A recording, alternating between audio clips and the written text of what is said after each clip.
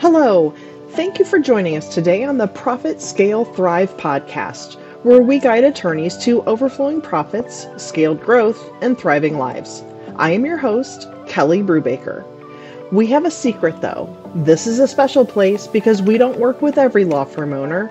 We support the solo attorneys who are also single parents because we know the special challenges you face, and we know the business advice out there is not always practical for you and your firm.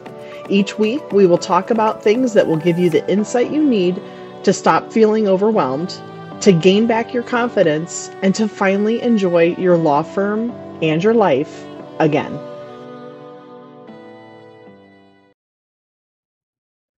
Hello, and thanks for joining me today for podcast episode number 9. Welcome back, or for those who don't know me yet, my name is Kelly Brubaker. I'm a CPA and a business coach who supports solo attorneys who are single parents. I'm also a certified Profit First professional, which means I help my clients implement the cash management system presented in the book Profit First, written by Mike Michalowicz. A few weeks ago, starting back with episode 5 of my podcast, I began to dedicate a series of episodes to share with you in detail, chapter by chapter, the book Profit First. So if you have read the book, please follow along because I will share tips with you not in the book. If you've not read the book, but you're curious about it, please stick around as we go through chapter by chapter. So this week we're talking about chapter 5, allocation percentages. This chapter is the last of our prep work to get ready to put Profit First into motion. Last week, we prepared our profit assessment to show how we have been using our money.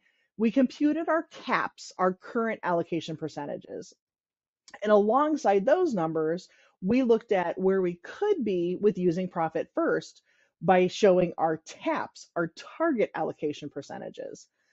This chapter digs into what all these percentages mean and how to customize them for your business. So Mike starts this chapter with a story about an unnamed colleague of his, an up-and-coming motivational speaker.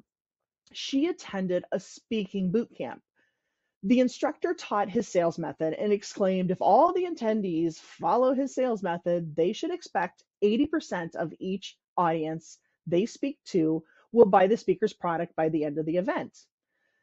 Mike's colleague starts booking speaking engagements. She was disappointed to only close 25% of her audiences at first, so far away from the 80% target, but she pushed through, refining her sales strategy and pitch, where over a few years, she finally attained a 75% close rate. She happens to run into the instructor one day and asks for guidance on how to close the gap from 75% to 80%. The instructor's jaw dropped. His response, 80%? You thought I said 80%? I said 18%. So powerful illustration right there, meaning no matter what the number is, if you work toward and believe it's possible, you will not only achieve it, you'll blow past it. So I'm sure you've noticed last week with our instant assessment that our target percentages were provided in ranges based on real revenue. Let me emphasize that these are suggestions for running an efficient and well-run business. The target percentages are not set in stone, but here are 2 problems people encounter with Profit First, and they're on opposite ends of a spectrum. So on one side, people get bogged down into the details. So some business owners just get caught up so much in the specifics of the numbers, and they're stuck in the minutia that they never actually get started. Analysis paralysis. And I know because I'm guilty. My coach and peers tell me every now and then that done is better than perfect. So I get it. So be aware of this. On the other end of the spectrum is look before you leap, because on the opposite side, there are some business owners who decide to jump off the cliff and build their parachute on the way down. Personally, I'm slightly jealous, but in this situation, not being adequately prepared can set you up for failure. As an example, I love Mike's analogy. Going full throttle into Profit First on day 1 is like trying to donate 5 gallons of blood at one time. Your body only has 2 gallons of blood, so it's instant death. To reach a goal of donating 5 gallons of blood, you need to donate pints at a time. And over time, you'll eventually reach your goal of 5 gallons cumulatively. So I ask you to accept that TAPs, your target allocation percentages from the book, are targets, future goals, not to start with today. On the other hand, if you think you will never reach your TAPs, Henry Ford would say, if you think you can or think you can't, you're right. So please be optimistic. Think you can and you will. If you're one of the few companies who are performing better than the TAPs in the book, great. Congratulations. Don't slow down. So current allocation percentages from the instant assessment are where you are at today. This is the number that you will slowly and deliberately adjust each quarter over time to reach your TAPs. And some of you listening may say, I'm a go big or go home type of person. Okay. But if you hoard most of the food at the dinner table for yourself, you're not going to have any fuel left for your business. So I just urge you to consider going slow. The key to implementing Profit First is to string together a series of small steps into a repeating pattern. Remember, the erratic, noisy rhythm that you have been using to manage your cash caused you confusion and panic. By the end of the next chapter, we will get you into a simple rhythm that will give you clarity and control over your money. So your profit tap, specifically, we're just going to talk about profit for a minute. So remember your tap from your instant assessment last week for profit, for your profit account. Mike offers some considerations to adjust this to a more meaningful number for you. He has three different suggestions. First is to research public companies in your industry. Now, this will be tough for law firms, but if you're in a different industry, this could be possible. Spend time on the internet searching for leading public companies in your industry. Compute the 3 to 5 year average for profit.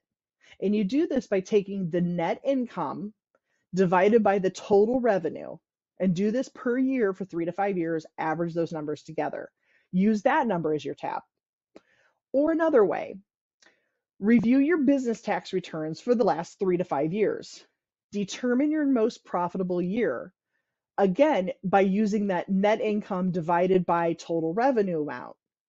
Using a percentage for this comparison is important because a billion-dollar company that only had $1 million in profit is less desirable than a $1 million business that had $750,000 of profit. Percentages matter here.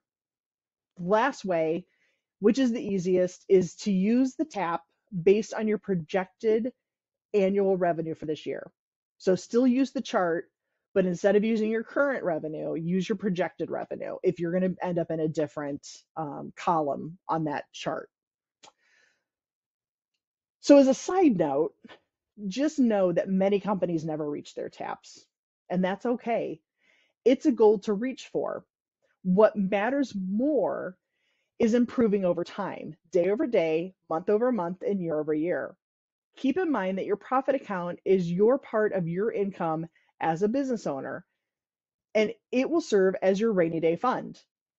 As a rule of thumb, 5% profit allocation will equal 3 weeks of operating cash. 12% will equal 2 months, and 24% will equal 5 months. And I know the math may seem a little off with the percentages doubling, but the benefit tripling. But the bigger your profit allocation, the leaner your business is. It will need less operating cash. Okay, enough about profit tap. Let's talk about owner's tap. So no longer are we paying everybody else but you. No more leaning on credit cards or borrowing from friends and family. Your business exists to serve you. You deserve better than the leftovers. Owner's compensation is the money dedicated to paying you and any other business owners for the work you do for the company. Any owners who do not work for the business are not included here. If you have a silent partner, does not work in the business, they do not get allocated or they're not included in the owner's comp. The silent partner would only receive their profit distributions. So owner's compensation account, this is the money for your salary. So if you want to adjust this, here's Mike's suggestions. 2 suggestions. First, at a minimum, this should equal what you would pay an employee dedicated to perform at least 80% of the work you do for the business, should you no longer work day to day for the business. Consider also if there are more than one owners working in the business. Allocate enough here in your owner's comp account to adequately compensate the owners. Second way to look at it is to use the TAP based on your projected annual revenue for this year. So if you have more than one owner, please ask your tax preparer if there are any IRS regulations on how salaries can be divided amongst owners. Keep in mind that S Corps have different rules than LLCs, partnerships, and C Corps. So Mike has a warning for business owners who are not adequately compensated. Many business owners grow enough to hire staff to get them out of the day-to-day grind and free up their time to work on the business to grow it. But without systems in place, many owners end up spending their day guiding employees and answering their questions, which leaves them no time to actually grow the business. This also leaves little money to pay a fair salary to the owner. The transition from being a one-person operation to a two-person operation is wonderful, but as you begin to add more employees, if you do not have systems and processes in place and documented, it will be to your detriment in the end. You deserve better than bottom of the bowl. You can't and should not live on minimum wage or less. Say it with me. My business serves me. I do not serve my business. Don't cut your salary to make the numbers work. The goal of every business is health, which is measured through efficiency. Let's talk about your tax TAP. Let's revisit a comment I made a few chapters ago. Profit First is not an accounting system. It is not about tracking every penny. That is work for your bookkeeper. Profit First is about how to handle your money quickly and easily with numbers that are fairly accurate. The tax TAP is an important one. This is designed to pay for all taxes of the business and the personal taxes of its owners. You started your business in part for financial freedom. So shouldn't your business make sure your taxes are paid for? Hell to the yes. So keep this simple. Do not overthink it. Any tax bill that's due gets paid by the company. Your tax TAP will need adjustment. I don't think I've ever seen a company who uses the 15% tax allocation. So keep in mind that the 15% TAP is based on real revenue and not your net taxable income, which is how your tax forms compute how much you owe each year. So here's a few ways how to adjust TAP for you. So first, look at all of your business and personal tax returns for the last 3 years. For each year, add up total tax owed, also known as tax liability. This is not the balance owed with the return, okay? It's the total tax you owed for the entire year. Divide the tax owed by the real revenue for that year. Determine your TAP based on what you discover here. Or you can ask your tax preparer how much he or she projects you will owe in total for this whole year for both the business and personally.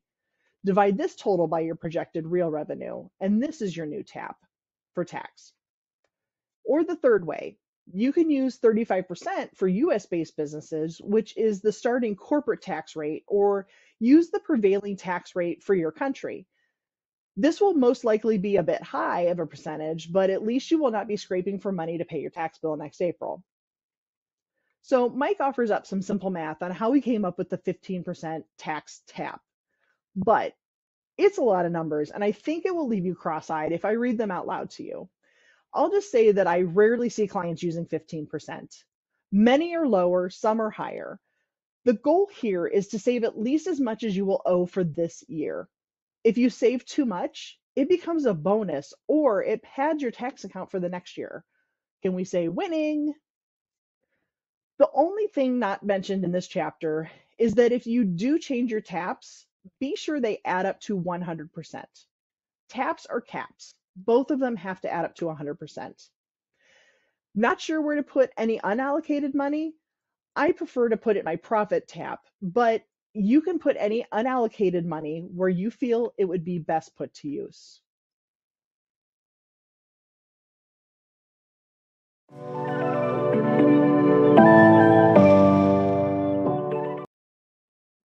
And now it's time for our listener's question of the week. And the same as the last few weeks, instead of a listener's question today, there's a side note in chapter 5 of Profit First that's something I'd like to address here. And so this is directly from Mike on pages 80 and 81 of the book. The goal is to make your profit allocation percentage as high as possible. However, super high profit percentages are not sustainable, at least not for long, and definitely not if your revenue stays stagnant. The reason for this is that if you can pull off consistently fat profits, say 50% allocated to profit and only 10% of revenue to your operating expenses, your competitors will figure out what you're doing. Then, to get more business, they will drop prices because they likely have profit margins to afford it. When that happens, you will have to drop prices in order to stay in business. For competitive sharks, fat margins can be like blood in the water. The only way to keep big margins is to milk them for all they're worth when you have them and keep innovating to find new ways to bump up profitability. If you would like to submit a question for a future episode, please send an email to podcast@profitscalethrive.com. And no, by sending us an email, you will not get added to an email distribution list. There will not be a phone call placed to you, and we will not send you a sales pitch. We follow the golden rule: treat others how you wish to be treated.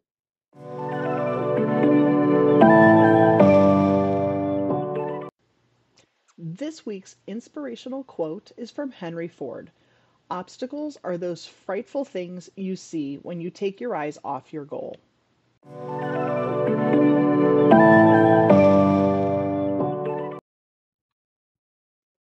Final thoughts for today.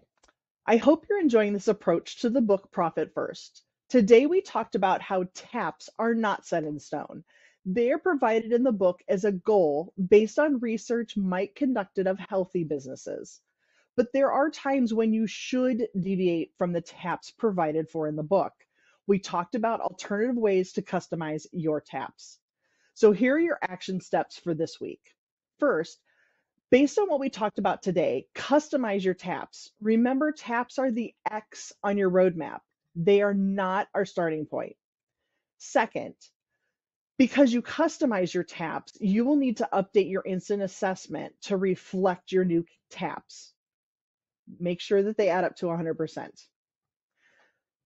Last thing, the third and final thing for this week. Based on your caps, meaning where you currently are, determine your current allocation percentages by decreasing your OpEx by 3% and increasing your profit, owner's comp, and tax allocations by 1% each. Remember, your total allocations need to add up to 100%. Begin making your allocations of deposits this week. Mike suggests making allocations on the 10th and the 25th of each month, but I make mine every Monday because that works better for me. But see what works for you. Plan to make at least 2 allocations per month. Find your rhythm. Next week, we will be putting Profit First into motion.